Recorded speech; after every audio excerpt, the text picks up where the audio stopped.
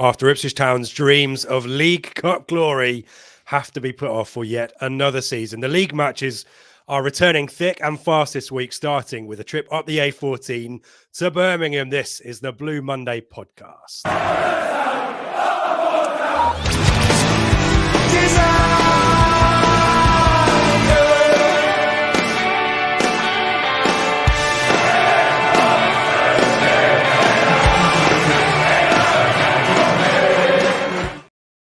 Hello and welcome to the Blue Monday podcast discussing Ipswich Town up or down since 2015. I'm Richard Woodard and welcome to the Prematch Show, brought to you in partnership with our friends at the Greyhound Pub in Ipswich. We're available live every week here on YouTube or on demand on video and podcast after the fact.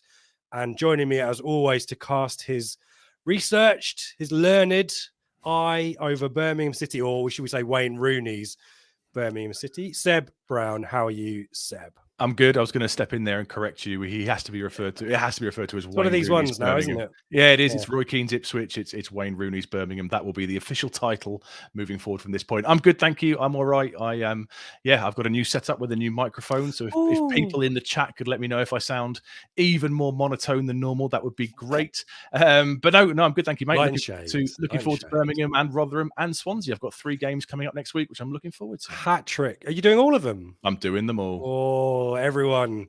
Hashtag it's not Seb's fault, or is it? I'm not going to say blame Seb because I was going to say I'm all right. You haven't got there yet. I was at the Preston game. We won 4-2. It's all good. There you go. Yeah, and Leeds. You were at Leeds, weren't you? Yeah, and Huddersfield. Yeah. So yeah. Well, should we say hello to folk at the chat who might have moderately better records? Darren's with us first in. Let's not get negative about the match. I see me he's talking Fulham, which we will. I was there last night, so I can take the blame for last night. I'll give my assessment of that one, but let's move on. As the chant was going last night, Seb, for about 20 minutes, F the cup, we're going up. So let's move it on. Michael, good morning from Brisbane. It's going to be a hot one. It was not a hot one here. Grotty, Seb, grotty. In this part of the world, it was a noisy night's sleep, but I guess people have had it worse. In the south of the UK today. So I hope everyone is saying safe. And Michael, get the factor 30 out, I guess. Evening to Charlie. Evening to Alex in Santiago, Chile. Loving that. Evening to Mullet. Evening to Steve, saying similar about cup game over, onwards and upwards. Wholeheartedly agree with that. Hello to Rob. Chris is back, our mate in New Zealand. Great to have you with us as well. Queenstown, Seb, is where I've done 2 bungee jumps and other adventure sports. That is the kind of backpackers mecca is New Zealand is Queenstown. Plenty of cool stuff to do there. So lots of good memories of that. And we've got Dunedin as well, casually chucked in here as well. Even to Charlie, sunny spring morning in Dunedin. Love that. Hello to the New Zealand crew. I'm loving this. A lot of positive feedback for your microphone, Seb. Excellent. Sounding smooth and all good. Good evening, Tractor Grandad. I'm an old boy, but I'm F. I assume that's F-in. Loving this season. Love that. Tractor Grandad, great to have you with us as well. Here we go. The Shire Shark, 62. We have to accept we're going to lose a match at some point. Better to lose at Fulham and move on to wins at Birmingham, Rotherham. Yeah, a lot of endorsement for that, I'm sure. Tim is with us as well. Hope you're safe, Tim. Certainly not weather not particularly great where you are, so I hope everyone is safe where you are. Tony, question mark, lucky mascot, Seb. We'll find out next week, won't we? Neil is with us as well. Rob, well, he's given the game away here, Seb. We were talking about this in the green room. In a way, I'm glad that we haven't got an extra game between the Norwich and Leeds game. Concentrate on the league. It would have been a bit congested, wouldn't it? So we will definitely talk to that in a second. Rob is here. Steve is here. And hello to our good friends, John, who I know very well from Ben's excellent content. So very happy he's decided to show his loyalty to Ipswich Town content for one night only. So John, great to have you. And Blue Spokers, who did a fantastic show with Ben, actually, previewing Saturday's game. So definitely go and check those guys out on Twitter. We've retweeted it. So great to have some Birmingham City eyes on what you're about to say, Seb. Do correct us if we go wrong. And also another kind of a warning. I lived up in the Midlands. I might not have mentioned it a few times, but I lived in the Midlands for quite a while, almost 15 years. and I might call Birmingham City Blues because that's generally how they're known in that part of the world. So when I say Blues, I mean Birmingham. If I say Ipswich or Town, that's Ipswich, and it's just it's all I know. So I'm sorry. If you do that, that's an automatic 10-point deduction in the Oh yeah, here we go. Every time you do it, only way you're going to make it work. So great to have you guys with us. And if you've got any insights as well, if we go wrong, do let us know as well. But should we talk about Fulham then, Seb? What's your kind of from more of a kind of neutral? I wasn't at the game, so I haven't got any particular axes to grind. But the sentiment from folks so far about concentrate on matters elsewhere probably is rings true, isn't it? That's how I see it. Yeah, we've whinged last time, 2023, and for some stupid reason, I can't watch the game on the telly at all. So that was frustrating. But it is what it is. We're out the cup for another year. It's been a decent cup run, 2 Premier League sides compared to the previous years where we'd always go out to Colnew or Crawley or somebody. So it's been a useful mechanism, I think, to get people up to match fitness and provide minutes for the squad players that deserve it, that perhaps know they're not going to be starting week in, week out. You were there. What was the overall assessment of the game? Obviously, we made 11 changes. They made 8 changes. I think that shows you where our priorities lie. But as the eyes on in the ground last night, what were your thoughts and summations of it? I came away thinking that it was a Premier League team against a League One team in kind of transition, really. Even when Fulham rotate, and they don't rotate a huge amount, clearly the motivation for them is much stronger to get to the final than us, perhaps at this particular point. And McKenna alluded to that. They can still bring in likes of Dick Cordova-Reid who cost them 10 million quid. They've got the left back, Toure, who is excellent, on loan from AC Milan, Bassi from Ajax for 18 million quid, Castagna for 15 million quid, Lukic for 9 million quid, Harry Wilson 12 million quid, Pereira 10 million quid, Muniz 6 million. It's a very different game when you get to the kind of the level where Fulham are, and I think some of us maybe look down a little bit our noses at Fulham, but they are a pretty established at this point Premier League team, albeit not historically over a long period of time, like the Big Six and all that kind of stuff. But nevertheless, they've really good backing off the field financially, and the Premier League money is a massive, even parachute money when they've come down is massive for them as well, and it just means that when they rotate, there's no noticeable drop off, and you do see the difference between the players, Seb. And it was the same at Wolves. Maybe we got a little bit lucky against Wolves. We worked hard, scored goals at good times, etc. And I think Wolves just didn't really fancy it that night. But even then, you could see like players like Hwang, who suddenly had gone on a great run for Wolves. It's that speed of thought. It's all instinctive. They've got the peripheral vision.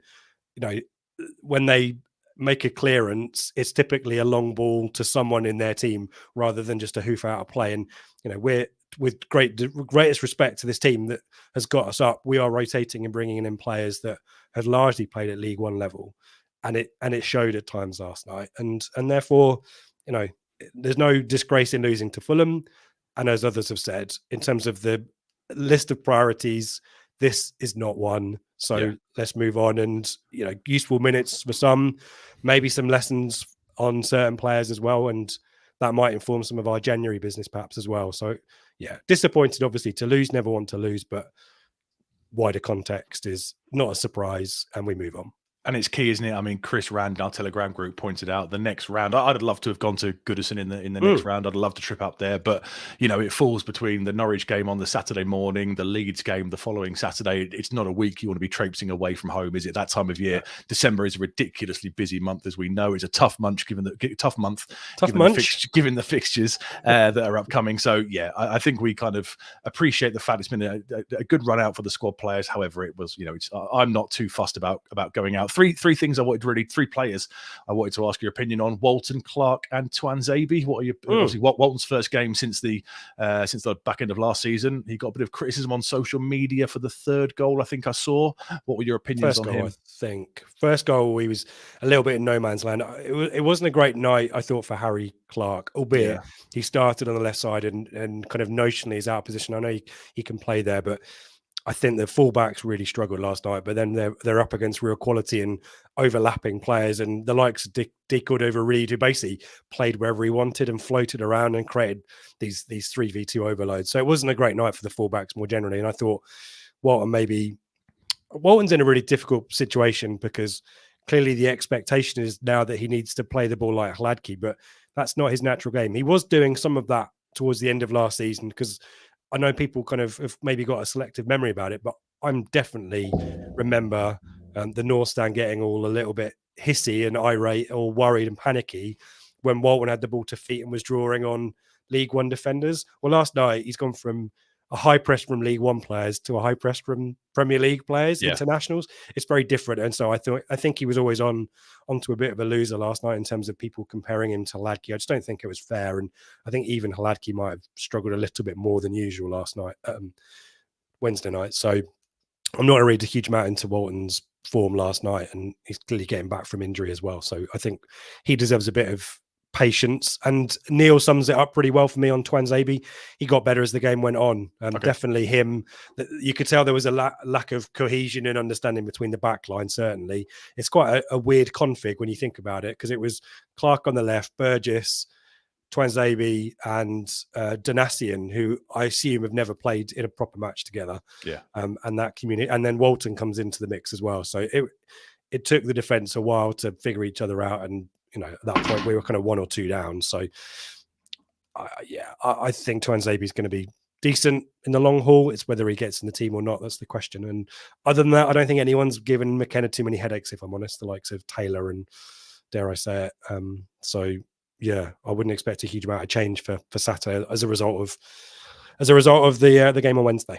And I guess these guys now have to wait for the FA Cup draw to see who we get in the first weekend of January, and see if they get another run out. It's going to be a long time for those guys building up the fitness. I guess they're going to have to be patient now, bide their time, play the occasional under 23s game, and just sit it out and wait for that cup draw. Yep. I mean, there'll be rotation within these 3 game weeks, probably, won't there? But the likes of Walton and maybe lesser extent Twanzebe, but Walton surely is going to have to unfortunately get you swarming the bench, I think, for the foreseeable. Yep. Michael kept hearing the name Harry Wilson. Was he that good, or do we give him a bit too much room? I was sat next to Dave Diamond last night, and my brother-in-law and his dad came along as well. To quote David Diamond, Michael, a little bit of both there. Good footballers are going to find space. But I think we just maybe didn't get our press necessarily spot on last night, and that comes with inexperience and different personnel and so on. So yeah, nothing particularly problematic for me there. Against a quality team like Fulham and players like Harry Wilson, you just decent. Have to hold your hands up sometimes.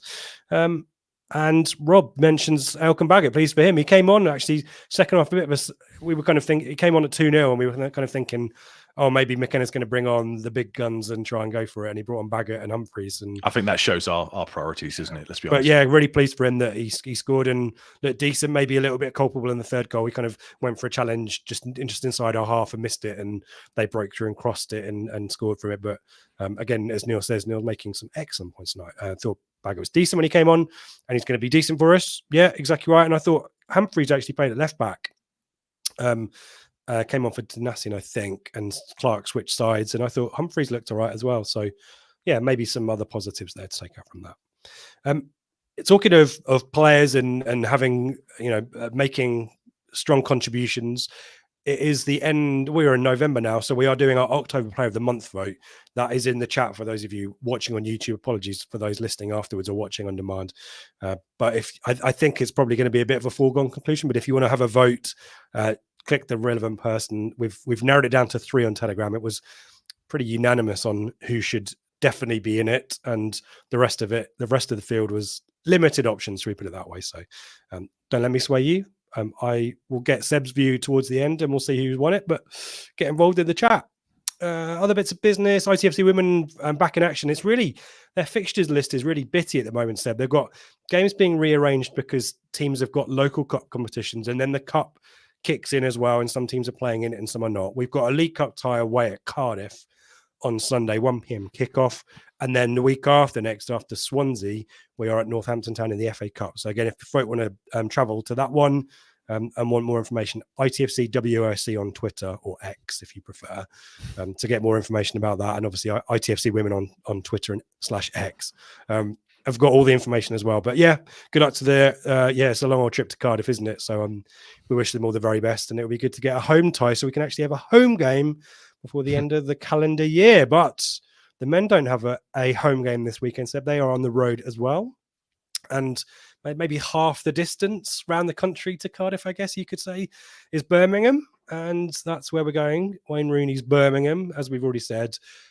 Talk to us about the situation there, because I was at the game. I was at Gary Rowett's last game in charge of Birmingham. I think they beat both were, weren't we? They beat us 2-1. Was it 2-1? Yeah. And then he was sacked within kind of 24, 48 hours. And you kind of think, why? Yeah. And it's early days for Wayne Rooney. We need to caveat that really heavily. But you kind of think, is this a bit of history repeating itself? It is a bit of a weird situation. Talk to us about the state of play at Birmingham, what's going on there. Well, it's an identical situation to that December 2016, isn't it? Gary Rowett has them in 7th. They beat us 2-1 a couple of weeks before Christmas, I want to say. Kind of an era we were really struggling. Adam Webster scored, I think, and they're doing a decent job. And suddenly he's out. Gianfranco Zola is appointed, has a horrendous run, wins 2 out of 24 games. They have to bring in Harry Redknapp, who keeps them up on the last day of the season. We were at Forest. Remember the Inflatables game that last day of the season? They don't have to bring in Harry Redknapp. They choose to. They choose to bring in Harry Redknapp, but he does the job. He keeps them up. Doesn't stay much longer, but he does keep them up, and it's just a bit of a kind of history repeating itself. Obviously, like you say, it's very early days for Wayne Rooney. I'm sure he'll have a much better record than the 2 in 24 that Zola produced, but it seems to the outsiders, to the rest of us as football fans, it kind of seems to be a repeat scenario. They've got John Eustace doing a decent job, has them in 6th in the league, just in the playoff places. A new ownership comes in the summer that we'll discuss, and he's gone. Rooney, being the big name, is in. We know that from our past. Sometimes takeovers and owners like to have prominent faces and well-known people. We had it with Roy Keane because it can enhance the brand and get you a bit more media coverage and stuff. And it's, to the rest of us, it seems a bit of a harsh decision on John Eustace.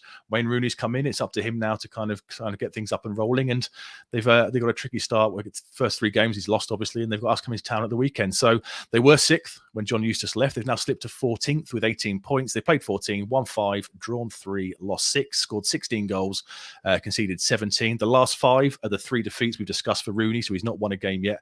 Southampton away, Hull and Middlesbrough. The 2 wins preceding his appointment were West Brom and Huddersfield. Their home form is decent. The home form important with us going there at the weekend. It's 14 points from 7 games, so 2 points per game, the magic number. Won 4 of them, drawn 2, lost 1, scored 11 goals at home and conceded 6. But it's all about this 3-game spell since Rooney took over, isn't it? It is, yeah. I mean, we will talk a little bit more about it, but on the face of it, it's no disgrace losing to Southampton, Hull and Middlesbrough, is it? No. So maybe people reading it perhaps more into that than maybe needs to be, but it is a situation that has created itself by what seems from the outside a completely unnecessary decision. And yeah, it'll be interesting to see how, if, when the turnaround comes and how sustained it is. John here, our resident Blue Nose, talking about Rowett sacked for not signing a contract and talking to other clubs wanting their job. So you can kind of understand that, and not drastically dissimilar. John will correct me here. Obviously, Eustace was linked with the Rangers job, wasn't he? But when he was in post, so I don't know if that was a factor. Probably wasn't. I'm just speculating, but yes, very comparable, isn't it? Do you want to talk about the owners then? And the situation there. Obviously, we talked about the big name in terms of Wayne Rooney. There's some big names off the field as well. That if you watch the EFL highlight show in October when this was announced, he was pretty much in ever present on that 1 hour 30 minutes show, wasn't he? But I'm pleased in a way. And as I mentioned, I know a lot of Birmingham City fans, and every season before the takeover, it's kind of like, well, we'll be one of the teams hovering around the bottom 3, and it's not a happy life or circumstance that. And you get the great buzz of staying up, but every season, every August, it kind of feels the same. So the stadium issues, etc.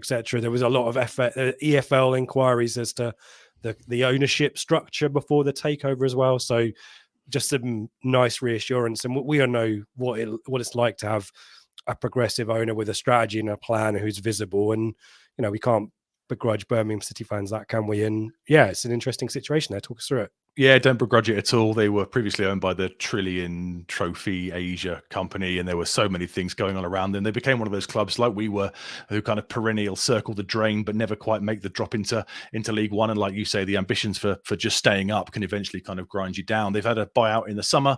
So the American investing group Knighthead bought a controlling stake in the club, bought the stadium, bought St Andrews, importantly, because that had really fallen into disrepair. And if you go in there on the weekend, you'll see kind of building work's been planned there to kind of restore it back to its previous condition, because it had been left to rot a bit like Portman Road was under Marcus Evans. They set up this affiliate company, the Shelby Companies Limited, which is brilliant. It's a nod to Peaky Blinders. Do the accent, Seb. Do the accent. I'll leave that to you, being a former local up there. I'm actually rewatching Peaky Blinders at the moment, so it made me smile when I saw that. I think that's a really good kind of little twist. So they've bought it. They've bought 46% of it with a view to do a full takeover in time. They've announced a new training ground. They've announced tarting up the stadium, and then Mr. Brady comes along in August 2023. He's invested his money. Tom Brady, the 29,000 million Super Bowl victories, playing at the age of 50, provided his sports drinks. Was it sports drinks to us? We were affiliated with him, weren't we? Yeah, was it sports drinks or something? Yeah, I think, no, it's some kind of performance philosophy, wasn't it? It was a little bit, it was definitely some performance-y stuff. Right, yeah. I think there might have been some drinks in there. It sounds really weird, doesn't it? But yeah, I think we were involved with his company, whether we still are or whether he's got an exclusivity agreement with Birmingham, who knows? But who knows? But he's joined the advisory board, so more exposure there. Announced they're going to pursue a Category 1 status for the academy, which has pleased Wayne Rooney. He said when he was at Derby, do the accent. Wayne Rooney's accent. Yeah, go on. No. We said when they was at Derby, they were thinking of moving down from a Cat 1 to a Cat 2, and he'd have walked if that had happened. So the academy is clearly important to him. So it's an all-round good news story. It's investment off the pitch, on the pitch, some fresh faces, some new ideas with the sports science aspects of Tom Brady and stuff. So the takeover was incredibly positive, and I guess they went into this summer we'll discuss the transfer window in a minute, but they kind of go into this summer with renewed optimism after so many years of being ground down by the previous owners. We're getting it's TB12. Thanks to Elliot, who are on the flip side of talking about global health and wellness, asked me what I'm drinking tonight. It's a little bit of wild wave cider. Recovery drink, is it? Oh, it's not sometimes cider, drink, no. Right. Sometimes beer, sometimes cider. Right. So good luck to him. And yeah, I think there's a lot of the stadium redevelopments, or I guess remediation, whatever, that fixing up of the stadium that had been in disrepair, I think culminates this weekend. It might be the first game where things are reopening, perhaps. I might have got that wrong. John will correct me. 3 stands at Birmingham City are quite nice, and then they've got a similar stand to ours at the Cobbold stand, and you kind of think, how dare you?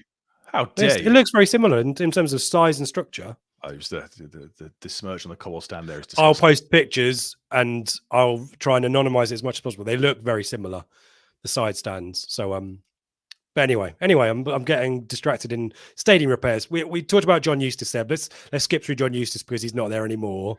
No, but talk to me about last season in the context of John Eustace. Yeah, done a good job. So he was there for one season last year. They were the bookies' favourites for relegation. They finished 17th on 53 points, 9 clear of the drop zone. That was their best points tally, I think, since 2016 odd. So he did really well.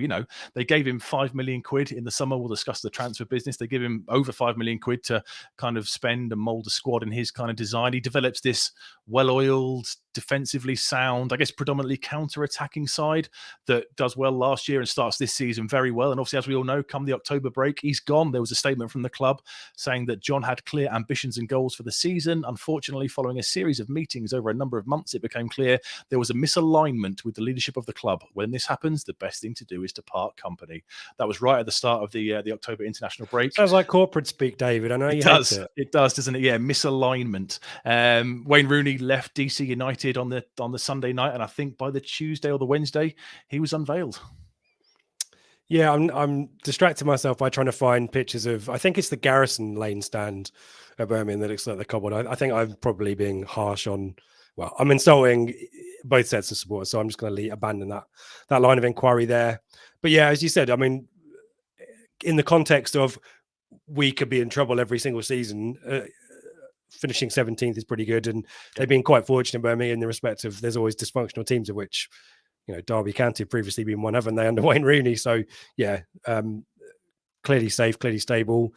and then strange to give him the back end in the summer, as you say, and then to change things. But talk to me about Rooney's situation as well. Let's inform us as to Wayne Rooney's career history. I mentioned Derby there, probably the most notable in terms of his managerial situation. But is it critical of me to say that he's had help wherever he's been, Seb?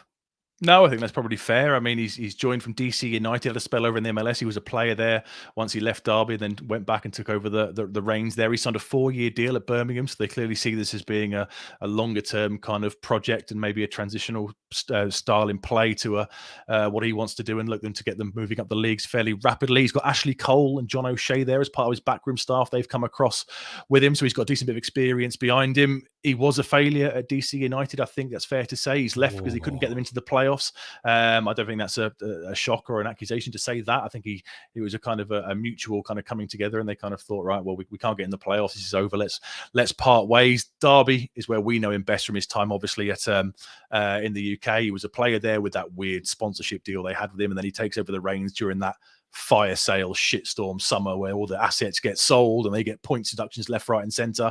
If you actually take the points deductions out of that season, he finishes on about 55 points and would have had them safe from relegation, even given the fact that, you know, players were sold, all that kind of stuff. So his win rate there wasn't amazing. It's a 28% win rate at Derby, but that season he did do a pretty decent job given the circumstances that he had with his kind of hands tied behind his back. He's gone straight in at Birmingham. He's lost the first 3, as you said. Defeats to Southampton, Hull and Middlesbrough are fairly explainable in isolation. They're not necessarily bad results, but it's the fact he's the big name who's come in. He's tried to change something that a winning manager had a winning formula of, and that's what's ramped up the pressure on him.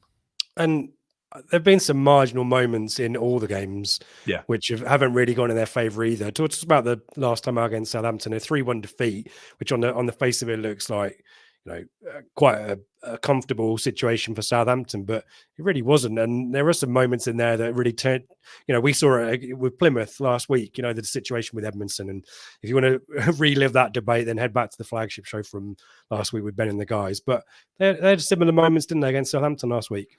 They did, yeah. Clearly offside goal for Southampton's opening one. Penalty should have been given. The goalkeeper completely takes out, I think it was Oliver Burke. That was a definite penalty. They get neither. They go down 3-1. But like I say, those decisions, the opening goal was relatively early. I think it was 8-9 minutes in. That actually changed the course of the game. The penalty was pretty blatant for whatever reason. That one didn't get given. Low possession, 29% possession in that game. 0.6 XG to 2.29 for all the XG lovers in the chat. 310 short passes to 796 by Southampton. So comments afterwards from Rooney kind of comes out and he questions some of the, that's it, yeah, like Lee says there, he criticised some of the players afterwards, saying that he felt there was a lack of effort in the last 10 minutes. And you get this weird thing where he kind of says, you know, I've been in the dressing room and I'm asking the players, can you not do what I'm asking you to do? It sounds like he wants to get the goalkeeper, the 2 centre-backs and the number 6 in midfield who kind of drops in, the defensive midfielder. He wants to get them playing more, and he's kind of come out and said, maybe you guys can't do this yet. Am I asking too much of you? Is there something we need to park a little bit maybe and work on more? Just, you know, we saw it with Paul Hurst. Remember after the Exeter game, Paul Hurst comes out, has a go at the players and kind of says, this wasn't to that level. But if he's questioning some of the effort in the last 10 minutes of a match 3 games in, that doesn't necessarily ring great for me. Yeah, I agree with that. And it's a little bit of an old school tactic maybe to, you know, to give everyone a bit of a G up. And I think if you're Wayne Rooney and you can kind of point to, you know, your success in the game as a player, that's maybe different to, you know, Paul Hurst was obviously a pro and played for Rotherham, etc. But, you know, it's kind of that, it's maybe along the school of Roy Keane, perhaps, in terms of shock and awe tactics, maybe. And, you know, as Lee says, it might go one of 2 ways, perhaps. You never know. But I always kind of think when a manager comes out and criticizes the players, a better strategy is possibly to hold your hands up and say, look, I'm trying to do things here that maybe I'm rushing and, you know, it's going to take a bit of time. So, you know, we'll work through it together kind of thing. That's probably more of a considered way of doing it. But if, you know, there's a question about what Rooney says in the changing room versus what Rooney says in the press, and we obviously don't know what goes on between. So, yeah, interesting situation there.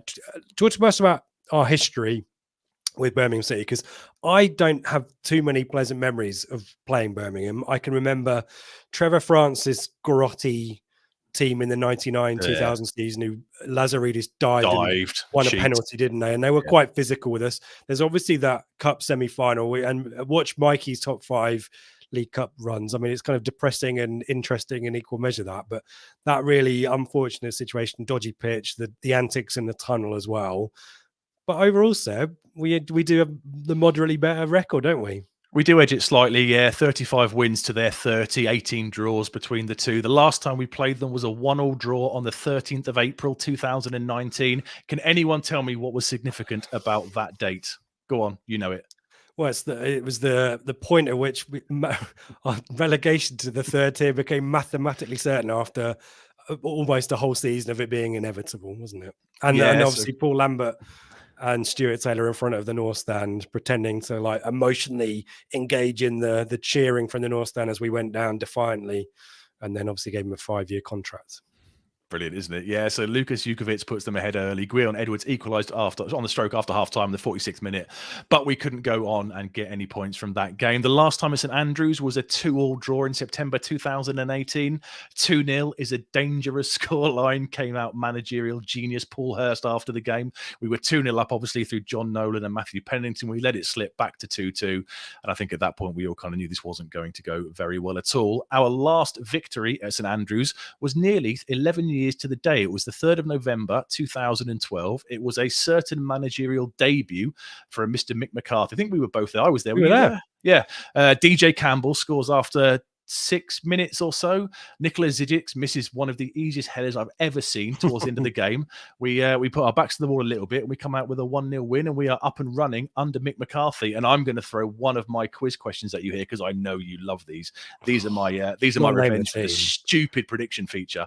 How many, I'll give you DJ Campbell, how many of the 2012 1-0 Mick McCarthy managerial debut 11 can you get? Go. It was a 4-4-2 shock horror. 4-4-2. Was Lee Martin in the team? Yeah, one. Yep. Did he cross it? I think he might have got an assist for it. I might be wrong. Probably his only assist for us. I couldn't even tell you who was in goal. Stephen Henderson or something like that. There you go. Yeah. I think you've got this on the screen. I bet you knew this was coming. No. Carlos Edwards. Yeah. Right back or right midfield. Mick knows at right back. Mick moved him quite quickly, but he wasn't right back. Oh, blimey. I'm trying to think. Was Chambo in the team? I guess he would have been. Yeah. Scoose then? Nope. No. Scoose doesn't sign to the following summer. Oh, okay. Help me out in the chat, folks. I'm struggling a little bit here. Here we got Cresswell. Yeah, he was the left back. So you've got all the defence bar. You've got, I don't think you'll get the other centre half. I'll give you that one. It was Danny Higginbotham who was on loan. I was going to say, was it a loanee? Like, it was Richie Wellens was on there. There you go. That's one. So you got two more the two central midfielders on the day. One was a short term signing from somewhere. Oh, Rio Coca. That's it. Yeah. And bit of a unit, a Mick McCarthy kind of player that he would love, a really physical, tall, big, athletic central midfielder. He came off the bench and got. I thought he did. Yeah, he did. He came off the bench and got points. Goodness me, no. What position? Sorry, central midfield alongside Ria Coca. Mick Garain and Dor. There you go. Ex-Blues, I think. Ex-Birmingham, I think. There you go. Minus 10 points. Keep a track to somebody, please, in the chat of how many he's going to lose on the. Have I got it all? Have I done it? No, you need the other striker alongside DJ Campbell. This will be easy. Mick McCarthy up front. Yeah, there you go. Yeah, cool. Well nice. Done. Good effort. Yeah, cheers. Yeah, there's some really good token references here for Birmingham teams of the past. They like a tall striker, Seb, don't they? Kevin Francis. Do you remember Kevin Francis? He was an absolute beast. He was like the guy who came on for Huddersfield. Yeah. In the second half, he was in the team where I think we beat them 2-0. Simon Milton scored 2 really lovely goals in that one. So there's a shout out for him. You mentioned Zigic and John here, our mate John, missing a simple imagine my shock. Love the big man though. He was a big tall unit. And obviously Jukovic is still around. I think we were linked with him. He's not as big as those guys, but they do love a tall target man, don't they, at Blues, at Birmingham City. Sorry, it's just too easy. Minus 20. This is brilliant. Let's move it. 6'11". Who's 6'11", Neil? That's what is it Zigic or... And Zigic played in that... Was he in the team that won the League Cup, Seb? Maybe Femi Martin's play because he scored the winning goal, didn't he? After the mess up with the Arsenal keeper. I don't know if he was alongside him. I'm sure John in the chat will be able to... John says DJ Campbell was at Birmingham. He said something different, but I can't say it out loud. So there you go. So yeah, interesting. We're being distracted tonight. Lots of trivia. That's good. So overall, marginally better record. However, not in recent times. We've certainly. Only that Mick McCarthy win is our only win there since 1986. Oh man, why are we going? No, it's a different team. It's a Yeah. different Ipswich team.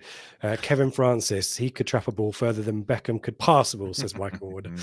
Let's talk about the new guard at Birmingham then. And as John has added in here, he has suggested that Eustace was maybe not as actively involved in the recruitment in the summer as we talked about. The comments have moved on, so I can't now find it. I think Gardner is, isn't he? I think he's involved in the recruitment side of it. Yeah, I think he's involved in the recruitment side of it. So I think their summer business is pretty sensible, pretty good business. You know, they've kind of got this philosophy of signing these young Premier League kind of 2.5 million quid kind of prospects with, I guess, a view to develop them and selling them like they did with Taith Chong, who they signed for 1.5 million last summer from Man United, and he moved on to Luton this summer for 4 million quid. So they've nearly tripled their money in a 12-month period. And I think that's kind of what they're looking to do with this summer's kind of arrivals. Dion Sanderson's coming from Wolves. He's a centre-back / right-back, 2.3 million quid.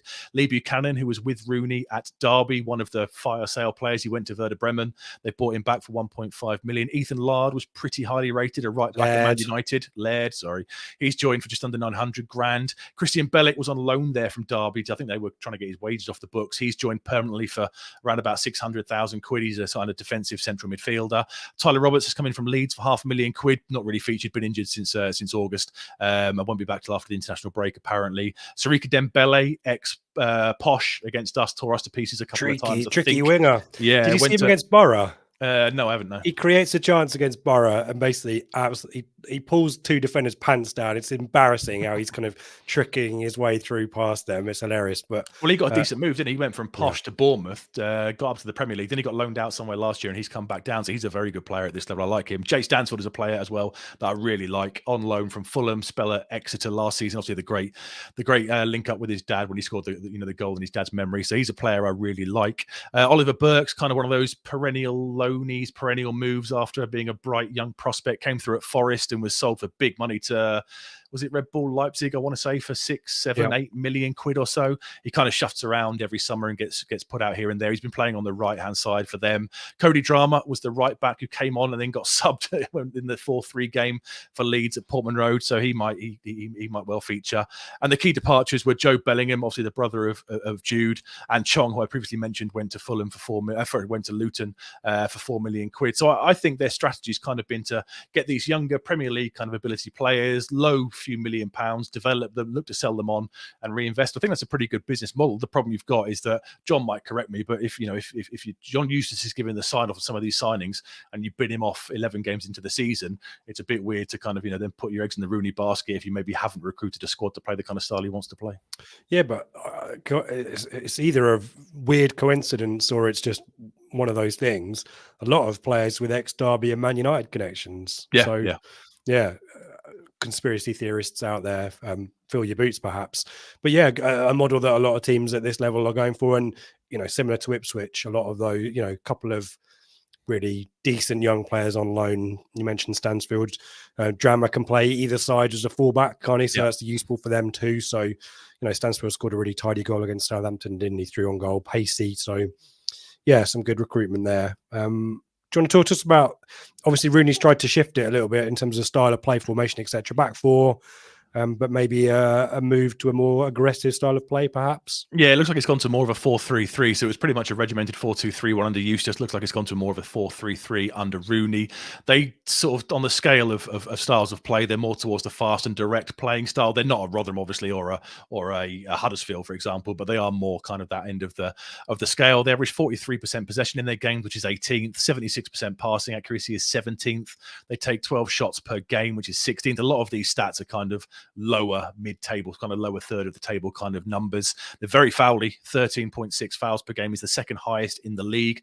So expect a bit of fouls going on throughout the afternoon. 302 short passes per game isn't amazing. It's the 19th. Again, kind of a lower third kind of statistic. And they're only 14th for pressing intensity. So yeah, he's kind of shifted it more to a 4-3-3 rather than the 4-2-3-1, which was working well under Eustace.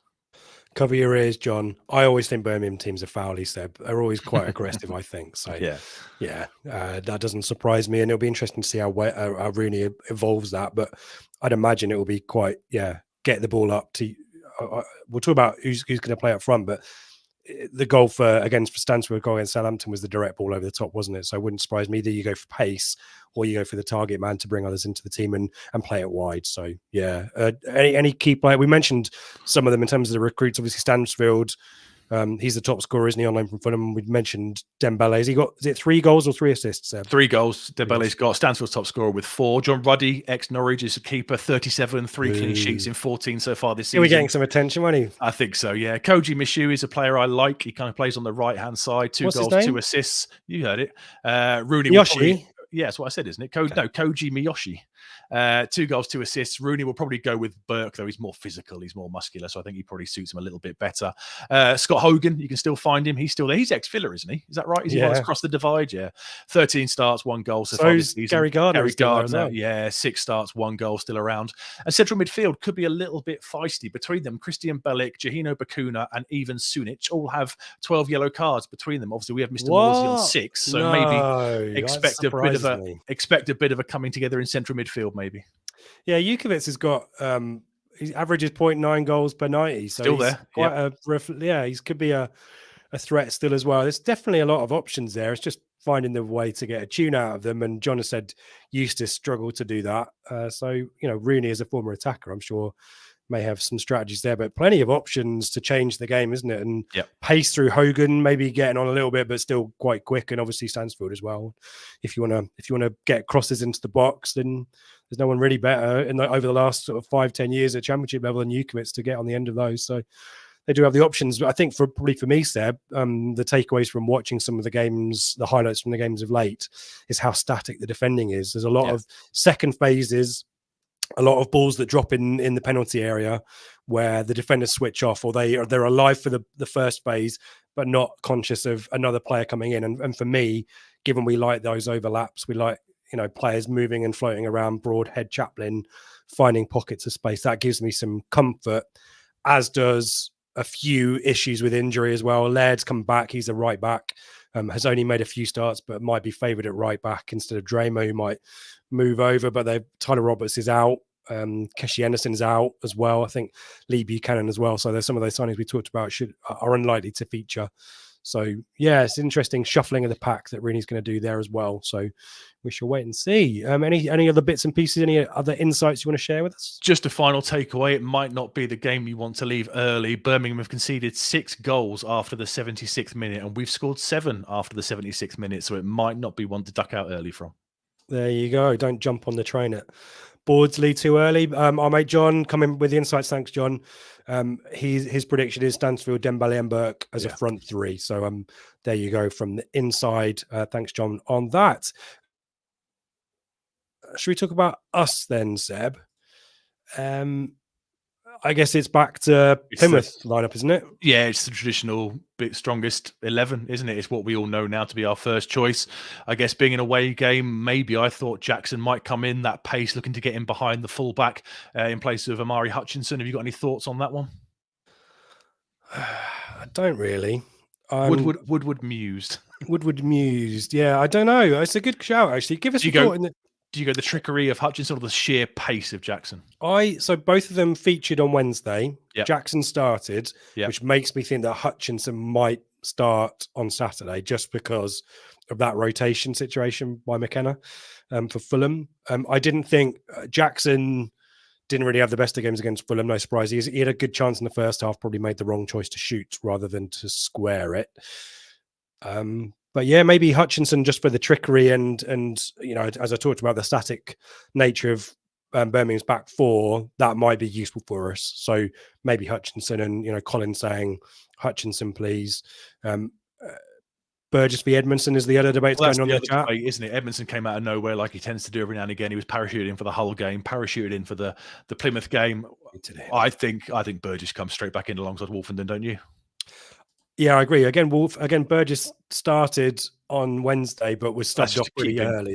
That's pre-planned to keep him ticking over, isn't it? Yep. John saying, if we play long yellow, whoever is your right side wide player. Yeah, he's the left back. He kind of got torn to pieces against Southampton a little bit, and there is space in behind. So perhaps that is a game for Jackson to look to really break beyond him. I think what I've read suggests, John, that Laird might come in at right back and Draymond moves over to left. Shifts across, yeah. We shall see. But Laird's obviously getting up to speed, only 3 starts this season. So, so I think are we settling on Hutchinson and Burgess then? Is that I'm going to go Jackson and Burgess. Let us know what you think in the chat. Let us know, Jackson, Hutchinson. Have we missed anything else out? I don't think we have, really. We all know what our strongest 11 is now, don't we? It's established, it's well known. The Clacky-Walter debate's been put to bed.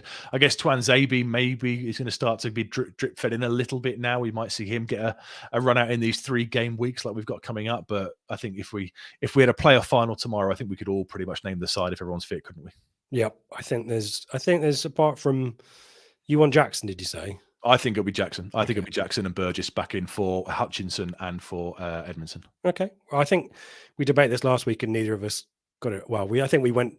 I can't remember what we did. I said Hutchinson come in for a home game, and I was correct. So there you go. Harness and Twanzebe, those are words, Mullet, rather than necessarily a question. But I don't think they start. No, they certainly don't start for me. No. But maybe some rotation at Rotherham, perhaps, and we'll debate that on the Flagship Show on Sunday. Talking of Flagship Show, we are back on Sunday. I think it's me and we're both travelling up, aren't we? Or you're travelling down, I'm travelling across. So we'll be in the Flagship. What's the Flagship crew? I don't know what we call ourselves. Flagship lineup. And Craig, I think, is also making the trip as well. So join us at 8 p.m. on Sunday live to go through it. Hopefully, John won't be having much to crow about, but hopefully you'll join us either way, John. Do join us for that. We mentioned it's the start of a 3-game week. We will be doing a rare live Tuesday post-match reaction after Rotherham. That'll be Dave and I. And then I think I've negotiated a night off for the pre-match show next week. So different configuration, I think, from the pre-match show next week. Usual times, Thursday, live 8 p.m, Flagship, Sunday, 8 p.m. If in doubt, that's the rule of thumb, and we'll tell you if there's anything different there. Lots of other cool stuff going on at the moment. We are happy to support Wear the Sport. It's a friend of the pod who has created his own kind of like little. I've got an image here. It's like little icons, ITFC icons from key moments in our history, and you can get that on a hoodie and a t-shirt. If you use the promo Blue Monday, all one word in caps, you get 15% off your order. Go to Wear the Sport, WEAR the Sport. .com to make your order there and support one of our own. As always, you could support the podcast as well if you want to get Blue Monday merch, or if you want to join our Telegram group. The match day chat will open up on Friday evening, 2 weeks free trial, and then a subscription after that. But we're really enjoying it. I think everyone was a little bit tetchy after Plymouth, weren't we, Seb? But we didn't really know how to process that win. And I think it was the same on Twitter. It was the same on TWTD as well. I think it was just it's weird at the moment because we haven't got a huge amount to moan about. So Telegram kind of had its kind of a bit of a relax on Sunday. It's all good. We've won the game. So yeah, so it's great fun there and a really great community. And if our mate Jack isn't writing a really interesting blog, then Sean, our mate Sean, you need to join Telegram just for Sean's insights. It is incredible. It's literally like having some sort of Premier League analyst in the Telegram group. The stuff he can see is absolutely phenomenal. So if tactics and video screenshots are your thing, come and join Telegram because the insight you get from Sean is absolutely incredible. The man is a legend. Yep. I totally agree. And we've also got an exclusive Q&A coming up as well. It's been a while since we've done one of those as well. So head to bluemonday.itfc.co.uk for the link for all of the stuff we've talked about, all of our links to our shows, the merch store and Telegram. And as always, we're brought to you in partnership with the Greyhound. It's obviously an away week this week until next Saturday. So do come and join lots of us in. And Seb is making a trip back as well next Saturday in the Greyhound, the perfect pre-match venue as well. So we thank the Greyhound for their support. I think, Seb, have I done everything? I'm just going to check. I'm going to check the chat. Yeah, I think no one's slagging anything. No one's saying anything I've done anything wrong. So we're going to do some predictions. So get your thoughts into the predictions now. Also give us a thumbs up and a subscribe if you haven't already as well. That's always good to remind people. Thank you to Facebook, Jason, Matt, Ben, Sam, Elliot, Angela. Thank you for your thumbs up on Facebook. Please do likewise on YouTube. It does help us out. And let's talk about how great I am at predictions.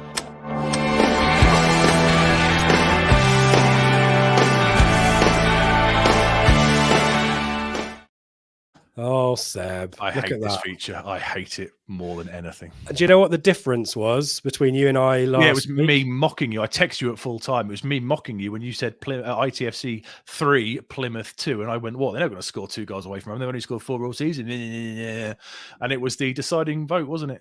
It was the 2 points was the difference between correctly predicting the win and correctly predicting the score. So, yes, I'm now clear, 10 points clear at the Oh, top lovely. and 5 points clear in terms of rounds as well. Elliot had a really good round previous week, but fell away a little bit this time around. So thank you to Elliot. He's back and he's in the chat as well, I think, Elliot. So if you want to share any of your working, let us know your logic. But do give us your thoughts in the chat. We will come to those in a second. Let's put the fixtures up on the screen, Seb, and have a look at what's going on. I found it a really tricky week to predict, if I'm honest. There's a lot of marginal games, but probably the most significant one, and the one there was a little bit of debate of in Telegram today, is Leicester v Leeds and what you want out of that. And you've do you want a draw or are No, you predicting a draw? I'm predicting a draw. I want a Leicester victory.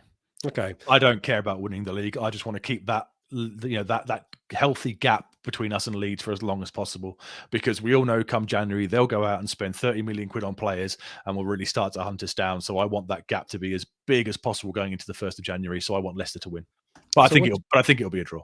Interesting. Why do you think that? I just do.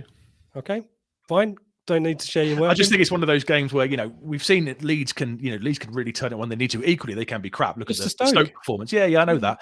But I think when it matters, they will turn it on. It's a big game. It's on Sky. It's under the lights.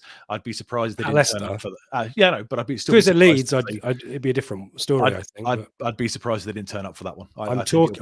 I'm pressing you on it so much so that what will happen is you'll be correct. So you're welcome in advance.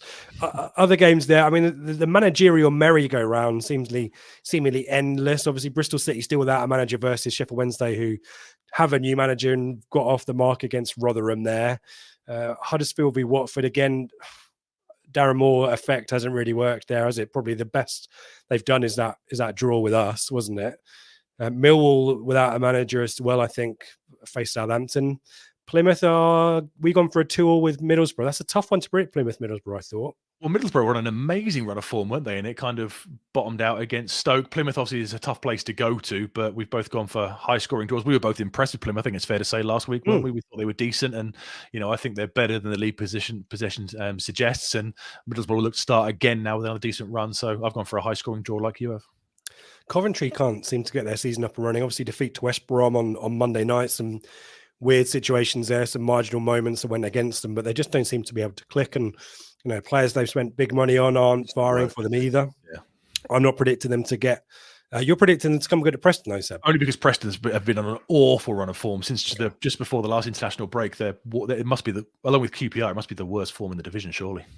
Yeah, QPR now managerless. Well, no, they've got a new guy, haven't they? They got a new guy, yeah. His name? Miguel Fuentes from Sweden. Yeah, so nothing says joined up forward-thinking progressive club like sacking Gary Ainsworth and bringing in a possession-based style player. Completely. It's football, it's like a dartboard and just chucking, blindfolding yourself and chucking arrows and singing. I've gone for a new manager bounce at QPR. I think Rotherham in big trouble. That defeat to Sheffield Wednesday probably quite telling for me. So I've got worries about Rotherham, as most of us did at the start of the season. Stoke, Cardiff, Swansea, Sunderland, West Brom, Hull, and even Norwich, Blackburn. I think they're marginal games, Seb. They could go either way, couldn't they? So a lot of hedging of bets, a lot of draws that you and I have gone for there. West Brom probably one of the form teams in the division. I think both of us predicting a home win for them there. And the big one, talk to me about 1-1 draw. We seemingly have the same logic of a 1-1 draw. Is it that Wayne Rooney's run surely can't go on forever, or is it something else? It's a bit of that. I don't know why. I have a nagging doubt with this game. I don't know if it's because we weren't our best against Plymouth. I know we still won the game and scored 3 goals, but we weren't at our best. We've played in midweek. They haven't, albeit a fair few of our players didn't really get any minutes and got rests. It's a place we haven't got a good record at. I know things are different now under McKenna, but for me, there's something in the back of my mind just saying that, for Rooney to come in and lose 4 games would be an awful start for him. And I just think sometimes when the chips are down a little bit, sometimes managers can find that that thing inside their squads to get something, and I just feel I think it's going to be a 1-1 draw. Yeah, I kind of think that they've had some really tough games. We are no different, and I just kind of think there's a point where momentum has to end, something has to change. I think Rooney's whether it was, we'll find out obviously on Saturday, but the kind of rallying call, the kind of calling out the players, etc. after Haaland's, I think there's a point where they haven't had a midweek game like we have. Yeah. I think it catches up to us. And I think maybe I'd take a point at Birmingham if it then means we beat Rotherham. That's a 4-point configuration that I'm very happy with. So yeah, that's fine. That's probably my thinking. So yeah, but Elliot, bless him, is ever the optimist. He's gone for a 2-0 Town win. That would be excellent as well, wouldn't it? The home form is good. I know Rooney lost his one game there, but like we said earlier, 14 points from 7 games is a brilliant return. So they are strong at St Andrews, and we are crap at St Andrews as well. Let's see what the folk in the chat have to say. Michael, is this the game? Michael mentions this every week. We'll call this the Michael scoreline. Is this McKenna's first 3-1 win? Obviously, on the wrong side of a 3-1 on Wednesday night, but yeah, could be. Is that your prediction, Michael? Or have you superseded it with something else? We'll see. Chris has gone for a 2-0 Town win. Charlie has been very active in the chat. We see you, Charlie.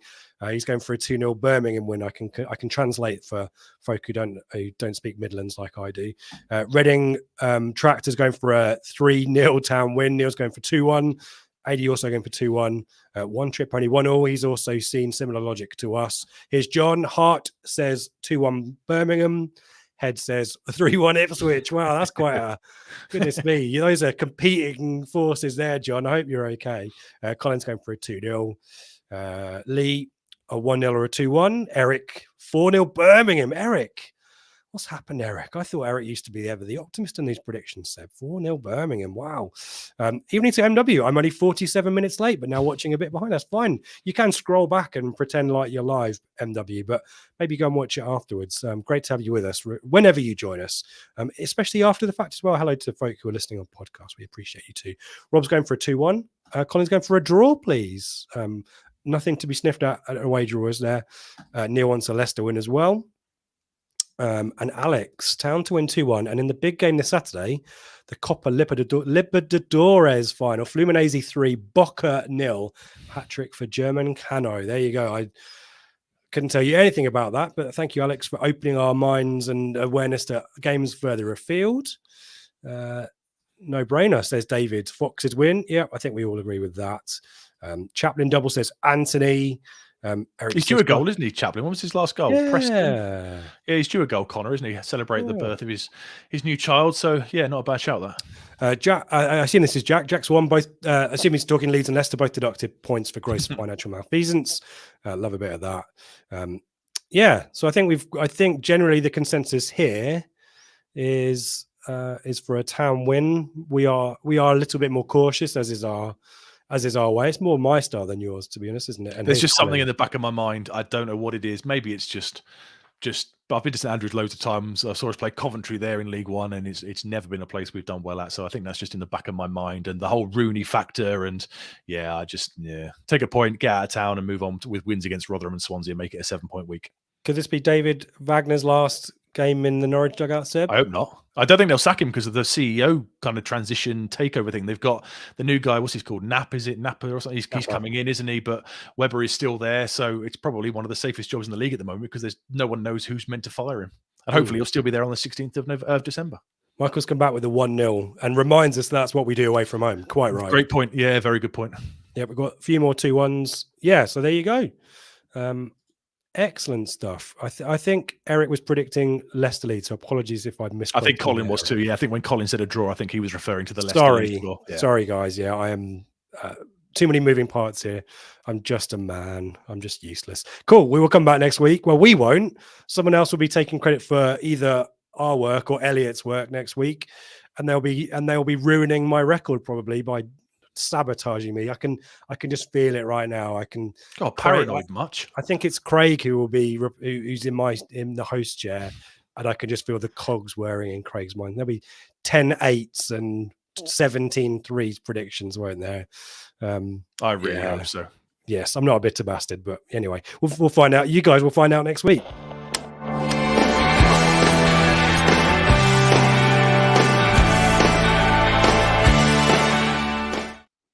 Thank you, everyone who's made it this far. If you want to shout out any last-minute predictions, any team selections or anything else, get them in the chat now. We will say hello, goodbye to as many people as possible. As always, we're brought to you in association with the Graham Pub in Ipswich. Do check them out.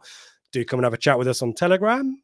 Do give us a thumbs up as well. Appreciate every thumbs up on your YouTube. Really helps nudge us up the algorithms and all that kind of fun stuff like that. Thank you to Facebook as well. If you're listening on podcast, do give us a 5-star review. We appreciate those.